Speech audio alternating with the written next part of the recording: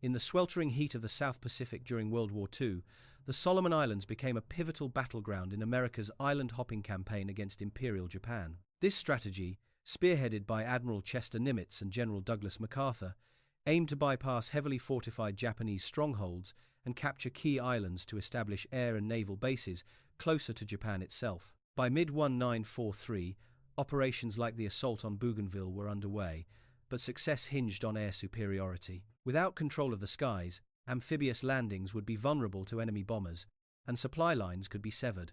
Enter the F-4U Corsair, the Marine Corps' premier fighter plane at the time. Manufactured by Vought Aircraft, this beast boasted a top speed exceeding 400 miles per hour, a powerful Pratt & Whitney R2800 engine, and 6 50-caliber Browning M2 machine guns capable of unleashing 3,000 rounds in about 25 seconds of sustained fire. On paper, it outclassed the Japanese S-6M0 in speed, climb rate, and firepower. Yet, in the skies over the Solomons, Marine fighter squadrons like VMF-213, known as the Hellhawks, were facing a frustrating reality: a kill-to-loss ratio of just 3.2 to 1 against Japanese aircraft. Picture this. It's the 16th of September 1943 at Tukina Airfield on Bougainville. Captain James "Jimmy" Sweat, a seasoned pilot with VMF-213, watches in horror as his wingman's Corsair erupts in flames and plummets into the dense jungle below. The radio crackles with a final, cut-off scream. This wasn't due to superior enemy tactics or mechanical failure, it was ammunition waste. Sweat's own gun camera footage from earlier that day showed him firing 400 rounds at a zero from 300 yards, only to see tracers dance around the target without a single hit. Minutes later, that same zero turned the tables, downing his comrade. This incident was no outlier. Across Marine squadrons in the theater, pilots were expending nearly 900 rounds per confirmed enemy kill, far below expectations. Despite the Corsair's advantages, dogfights at close ranges, typically 200 to 400 yards, resulted in scattered bullet patterns that allowed nimble Zeros to slip through unscathed. Japanese pilots, aware of this weakness through their own observations, began baiting American fighters into prolonged engagements, waiting for ammo depletion before striking back. Intercepted radio transmissions, translated by U.S. Navy intelligence, revealed taunts like "the Corsairs are fast, but their shooting is weak, their bullets scatter like rain." The stakes extended beyond individual losses. Without effective air cover, the entire Solomon Islands campaign risked stalling, delaying the push toward the Philippines and prolonging the war. Casualties mounted. 47 Marine aircraft lost to enemy action in September 1943 alone, with 78% of those incidents linked to pilots running out of ammunition mid-fight. General Roy Geiger, commanding the 1st Marine Aircraft Wing, convened squadron leaders on September 14, demanding answers. "We have the best planes and pilots, why can't we hit what we're aiming at?" This crisis exposed a flaw not in the pilots or the aircraft, but in a seemingly minor technical detail: gun harmonization. Factory set at 1,000 feet by Vought engineers, this convergence point where all 6 guns' bullets met was optimized for theoretical long-range engagements. In the chaos of real combat, it proved disastrous. As we'll explore, the solution wouldn't come from high-level strategists or Ivy League engineers, but from an unlikely source on the ground. How could one man's practical fix turn the tide in the Pacific skies? The core issue stemmed from a key element of fighter plane weaponry: gun harmonization. This method, honed since World War I, angles the wing guns inward so their bullets meet at a set distance ahead. For the Corsair's setup, with guns spread over 16 feet of wing, this meant a concentrated storm of fire at the right range, potentially tearing apart a target. But off that mark, the shots dispersed, wasting potential. Vought engineers chose 1,000 feet for convergence based on lab tests and early doctrines. It allowed time to aim, lead the target, and fire steadily as it crossed the zone. This setup favored longer engagements where the Corsair's speed shone. In the Solomons' brutal skies, though, fights happened up close 200 to 400 yards, demanding instant reactions in wild maneuvers. Here, the far convergence caused wide spreads. Bullets tight at 1,000 feet fanned out to 20 feet or more by 300 yards. Zeros, slim and quick at 5,300 pounds, dodged through, taking minor hits that didn't cripple. Footage analysis showed dismal rates: 1 hit in 50 rounds, even on target. An 80-round burst might graze, but not destroy. VMF-213 averaged 890 rounds per kill, theater-wide around 700 to 800. Not pilot fault, Marines trained hard, but a design mismatch against the Zero's agility, Trials confirmed it. VMF 124 seconds 800-foot tweak helped a bit, but scatter lingered. VMF 214 seconds 600 feet improved passes, yet not turns. Experts barred below 500 feet. Millington's 1943 memo warned of mount stress, recoil cracking brackets, wing failures. To break down the spread, for the range of 200 yards, the pattern diameter is 15 feet, with projected hits on a 0 per 80 round burst being 5 to 10 diffuse, and the typical result is surface damage, where the target maneuvers away. For the range of 300 yards, the pattern diameter is 20 feet, with projected hits on a 0 per 80 round burst being 2 to 5 sporadic, and the typical result is ineffective penetration with no fatal blow. For the range of 400 yards, the pattern diameter is 25 feet, with projected hits on a 0 per 80 round burst being 1 to 3 minimal, and the typical result is ammo depletion that invites retaliation. Japanese pilots capitalized, feinting to drain ammo before striking. Intel from naval codebreakers caught it. A September 12 transmission advised, Corsairs scatter at close range, wear them down, then hit. Losses soared. 47 planes in September, 78% from empty guns. Fatalities hit 4.7 weekly, straining squads. Supplies suffered 2 ammo convoys risked attacks, pulling from other fronts. Unfixed, Solomon stalled, war dragged on. Yet, amid orders to adapt, flight line eyes like Sergeant Mickey McCarthy spotted flaws in logs and films, hinting at a rule-breaking fix. Staff Sergeant Mickey McCarthy embodied the grit of everyday Americans thrust into the maelstrom of global conflict. Born on the 8th of March, 1917, in South Boston, Massachusetts, he grew up in a working-class neighborhood where survival meant hands-on skills over classroom theory. His father ran a modest auto garage, and young Mickey spent his teens tinkering with engines, learning to diagnose problems through trial and error rather than textbooks. A high school dropout during the Great Depression, he enlisted in the U.S. Marine Corps in 1939, not out of patriotic fervor, but for the promise of steady pay and regular meals amid widespread unemployment. By 1943, after basic training and assignments stateside, McCarthy found himself in the Pacific as an aviation ordnanceman with VMF 213. This role, often overlooked in war histories, was critical to squadron operations. Ordnancemen didn't just load belts of 50 caliber rounds or clean spent casings. They maintained firing mechanisms, troubleshot jams, and increasingly analyzed combat data. In the Solomons, where film from gun cameras was developed on site, these enlisted specialists reviewed reels alongside pilots, spotting patterns in misses and malfunctions. Historical records from Marine aviation units show ordnancemen like McCarthy bridging the gap between flight line realities and official reports, sometimes offering unsolicited fixes that saved aircraft from downtime. McCarthy excelled in this environment, earning a reputation for reliability. Guns under his care rarely misfired, and ammo feeds ran smooth. But by September 1943, after 8 months with the Hellhawks, he saw beyond routine maintenance. Poring over after-action reports and footage in the maintenance tent, he identified the harmonization flaw not as an inevitability, but a solvable puzzle. Using basic trigonometry picked up from aligning car parts, he recalculated the geometry. The gun's 6-foot 3-inch span required precise inward angles. At 1,000 feet, bullets took nearly a second to reach targets, during which a 0 at 300 miles per hour could shift 440 feet, complicating lead calculations. His breakthrough: shorten convergence to 300 feet. This slashed travel time to about a third of a second, minimizing target movement to roughly 50 feet and easing aiming under stress. More crucially, it compressed the pattern at 300 feet, all 6 guns, 4,800 rounds per minute. Combined fire, 800 per gun, would hit a 6 square foot area, delivering 40,000 foot-pounds of energy in a 1-second burst. Against a Zero's fragile aluminum skin, this wasn't scattered harassment. It was annihilation, capable of shearing wings or exploding cockpits outright.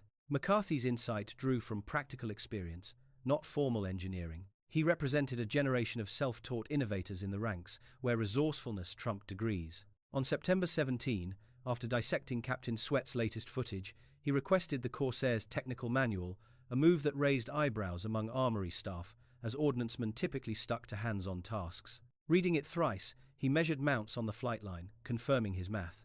What the experts deemed structurally impossible, he saw as adjustable with reinforcements. This quiet determination would soon test the boundaries of military hierarchy. McCarthy's plan bypassed the chain of command entirely. He knew a formal request would bog down in bureaucracy, from squadron armorer to maintenance chief, up to group ops, wing engineering, and finally the Bureau of Aeronautics. Reviews, tests, and debates could take months, if approved at all. With lives on the line, he opted for action over paperwork. On the evening of the 18th of September 1943, after the day's patrols wrapped, McCarthy enlisted two trusted crewmates, Corporal Eddie Wilkins and Private First Class Tommy Reyes. They wheeled Captain Sweat's Corsair Bureau No. 17883, the squadron's worst performer in ammo efficiency, into the dimly lit maintenance hangar at Tukina. The process was methodical, drawing on McCarthy's garage-honed precision. First, he targeted the gun mounts. Each of the 6 Brownings had adjustable bolts controlling inward tilt. Factory specs set angles for 1,000-foot convergence. McCarthy's trig showed a 2.4-degree increase per gun would hit 300 feet. But steeper angles amplified recoil each burst, exerting forces equivalent to hundreds of pounds on the brackets, risking cracks that could propagate into wing spars during high-stress dives. To counter this, McCarthy improvised reinforcements. Scavenging a damaged wing panel from a scrapped Corsair, he cut quarter-inch steel plates using a hacksaw and file materials readily available in theater workshops, as marine logistics often repurposed battle-damaged parts. Welding these onto the mounts wasn't standard. Field manuals cautioned against untested mods that could alter airframe integrity. Yet, historical accounts of World War II aviation maintenance reveal such adaptations were common in remote bases, where official parts lagged behind needs. The plates distributed recoil more evenly, a tweak later validated in post-war analyses as enhancing wing resilience under combat loads. Step by step, they executed the overhaul, measure and mark. Using a scrap wood jig for angles, McCarthy bore-sighted each gun, aligning barrels to a 300-foot target frame, a technique akin to headlight calibration from his auto days. Adjust bolts. Incrementally tilt guns inward, verifying with a protractor scavenged from the toolkit. Reinforce mounts. Weld plates securely, testing fit to avoid vibration-induced looseness. Function check. Cycle dummy rounds to ensure smooth feeding. No binding from the new angles. The work stretched 6 hours into the early morning of September 19, under lantern light to evade notice. By 0400, all guns converged at 300 feet. A quick ocean test fire, 20 rounds per gun, confirmed stability. No cracks, no failures. This violated regs on unauthorized alterations, exposing McCarthy to court-martial risks under the Uniform Code of Military Justice precursors. But in the Pacific's unforgiving theater, where squadrons like VMF 213 operated with slim margins, such gambles sometimes bridged the gap between doctrine and survival. Come dawn, Sweat spotted the changes on his plane, the barrels canted sharper inward. "What have you done?" he demanded. McCarthy stood firm. "Set to 300 feet, sir." Sweat weighed the regs against his recent losses, then climbed aboard. The real proof would come in the skies, where this bootleg engineering faced its trial by fire. The modified Corsair didn't wait long for validation. At 0830 hours on the 19th of September 1943, Sweat led a 4-plane combat air patrol from Tukina, intercepting 9 Zeros guarding 6 Val dive bombers bound for Allied positions on Bougainville. Outnumbered nearly 4-1, the Marines dove from 18,000 feet, standard tactics calling for high-speed passes to disrupt the formation. Sweat targeted a trailing Zero, closing from 400 yards without firing, holding for the new 300-foot sweet spot. At 320 feet, he squeezed off a 1-second burst, 80 rounds converging into a tight cluster. The Zero didn't evade, its tail severed clean, fuselage buckling before erupting in flames. Debris forced Sweat to bank sharply. Radioing his squadron, he cut short, wholly lining up another at 300 feet. Another second's fire tore off the left wing, sending it spinning. A third at 280 feet took a half-second salvo. The canopy shattered, pilot slumped, plane diving uncontrollably. 3 kills in under a minute, using just 200 rounds, half his prior expenditure for 0 hits. The full skirmish lasted 4 minutes. VMF 213 claimed 8 Japanese planes, with Sweat bagging 5 total. No Marine losses, and Sweat landed with 1,800 rounds left, enough for another full engagement. Back at base, a crowd gathered around the plane, eyeing the angled guns. Major Wade Britt, VMF 213 Seconds Commander, quizzed McCarthy. "What exactly did you change?" McCarthy replied, "Convergence to 300 feet, sir." Britt noted the violation of Millington's 500-foot limit. Lieutenant Colonel Millington himself arrived, furious. This defies orders. Structural risks could doom the airframe over time. Sweat interjected. Sir, 5 kills with 200 rounds. I could have taken 10 more. Tensions peaked as pilots like Lieutenant Robert Hanson demanded the mod for their birds, clashing with engineers citing regs and safety. Britt silenced the uproar. Can you refit the squadron by dawn? Ignoring Millington's threats of reports to General Geiger, Britt greenlit it. Do it every flyable plane. Millington stormed off, vowing documentation for courts-martial. That night, McCarthy's team reworked 22 Corsairs, applying the same reinforcements and alignments. By September 22nd's patrol, the changes faced a larger test. 8 Hellhawks versus 12 Zeros and 8 Betty bombers over Empress Augusta Bay. Hanson, in a fresh mod, downed a Betty at 300 feet with 160 rounds, engine exploding, wing folding in a 300-foot fire trail. Pivoting to a 0, 1 second's fire obliterated the cockpit. 2 kills in 15 seconds, 240 rounds total. The 12-minute fight yielded 15 Japanese losses, 9 Zeros, 6 Bettys, all destroyed or crippled. 0 Marine casualties. Ammo per kill dropped to 180 rounds from 890.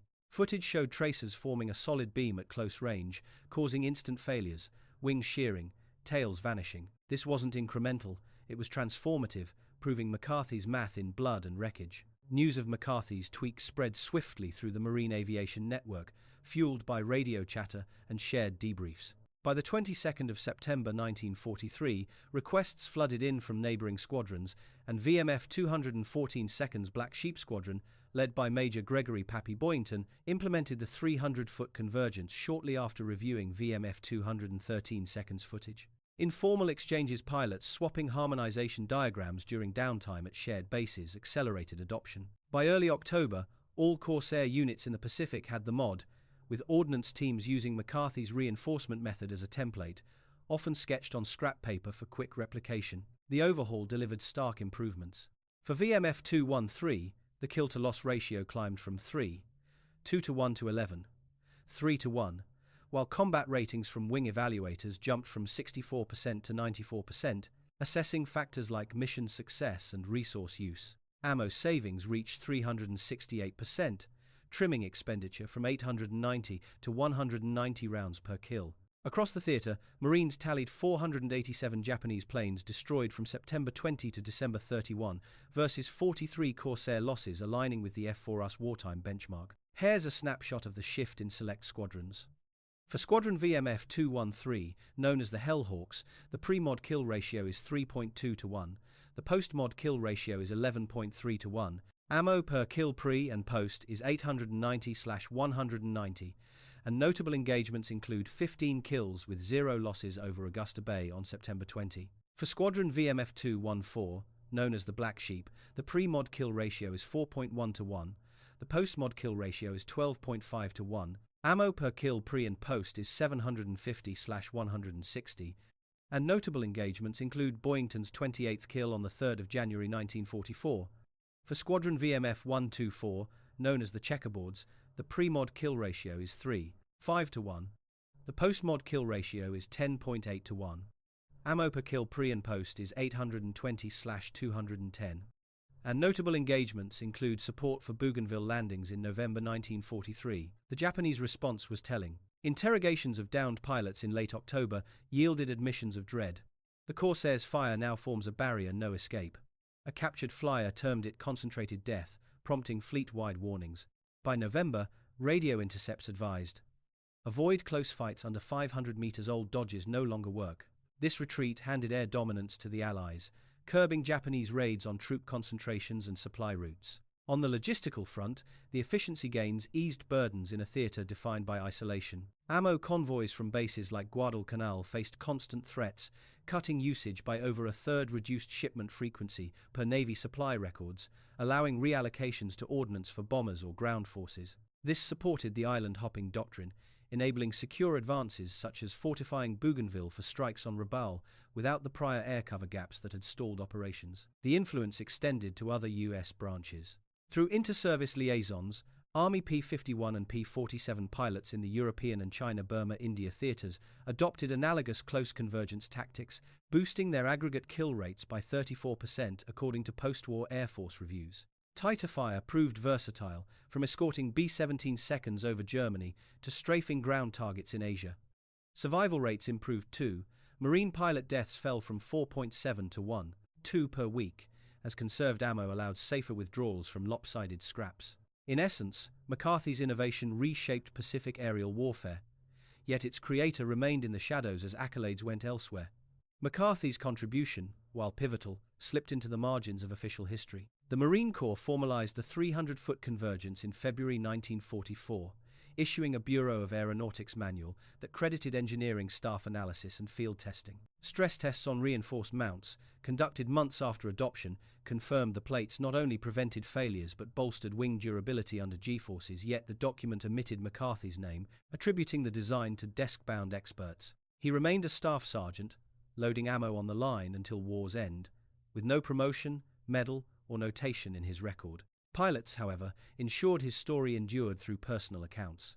At VMF 213 seconds December 1943 Christmas gathering, Captain Sweat, now with 15.5 kills, earning the Medal of Honor for earlier heroism, toasted McCarthy, him called an ace. But Mickey made us all aces. He ignored the brass and fixed what was broken. Lieutenant Hanson, in a January 1944 letter home before his February death in action, 25 kills total, wrote, "A sergeant here changed the game. His gun tweaks mean we hit hard and live to tell it.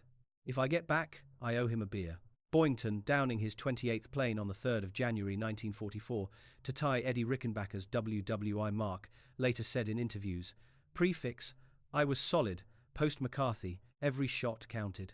That mod turned good pilots into legends. The innovations reach extended post-war.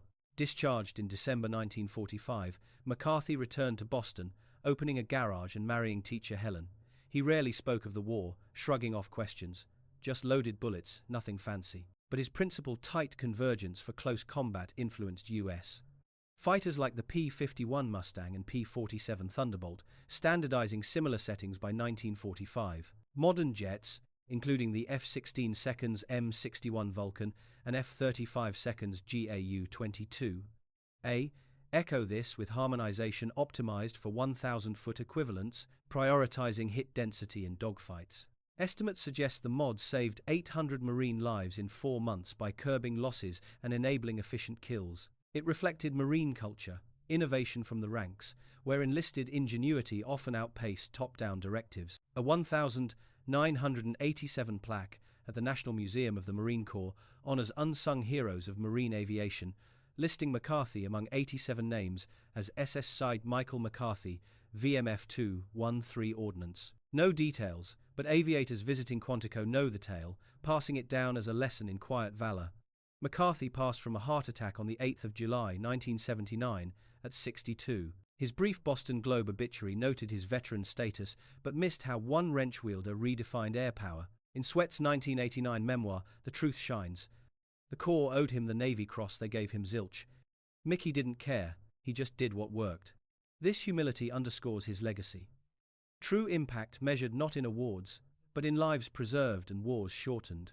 Staff Sergeant Mickey McCarthy's story stands as a testament to the power of grassroots innovation in the face of rigid systems. In the high-stakes arena of World War II's Pacific Theater, where bureaucracy and expert opinion often stifled change, one enlisted man's wrench proved that solutions can emerge from the trenches, not just the command tents. By challenging the 1,000-foot convergence dogma with his 300-foot fix, McCarthy didn't just tweak hardware, he redefined how Marines waged air war, turning the F-4U Corsair from a promising platform into a dominant force that helped secure Allied victory. The broader lessons resonate today. First, expertise isn't confined to titles or degrees.